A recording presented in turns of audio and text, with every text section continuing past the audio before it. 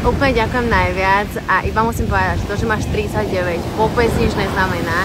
Ja to stále vidím na ľuďoch, ktorí majú viac ako 30 rokov, že keď mi hovoria, že ma počúvajú, tak ako keby to hovoria takým spôsobom, že keby robia nejaký, neviem, niečo zakázané alebo niečo, čo by nemali, ale proste hudba je pre všetkých, úplne pre všetkých a je úplne jedno proste, že či máš 50 alebo že či máš 10. Myslím si, že iba v našej krajine je zaužívané to, že aj opačne, že keď napríklad ma počúva niekto, kto má menej ako, ja neviem, 18 alebo 15, tak ľudia zvyknú hovoriť, že tebe počúvajú deti, no chvála Bohu proste.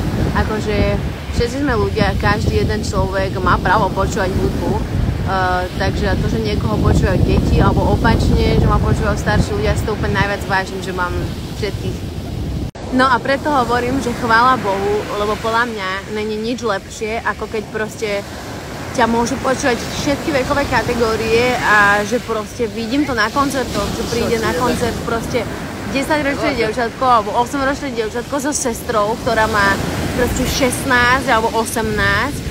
Prídu ešte so sesternicou, ktorá má 26 a prídu aj s maminami a častokrát aj s babkami a užívajú si proste ten koncert úplne všetky a úplne rovnako, dokonca aj otcovia proste. Samozrejme sa nájde pár rodičov, ktorí prídu iba s deťmi ako doprovod, ale extrémne sa teším z toho, že proste najviac vidím, že si to užívajú všetci a to je úplne úplný strop a hlavne neviem, podľa mňa akože by to volá, kto tu mal trošku upratať, pretože napríklad deti sú budúcnosť, chápeš? Ja mám veľa, to je úplne halus proste, keď mi píšu.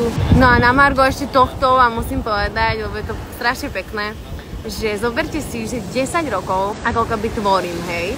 Že proste 10 rokov robím hudbu a je veľa situácií, kedy som si napríklad čítala správu od baby, ktorá proste, keď ma začala počúvať, mala že 9 rokov, alebo 11, proste dajme tomu 11.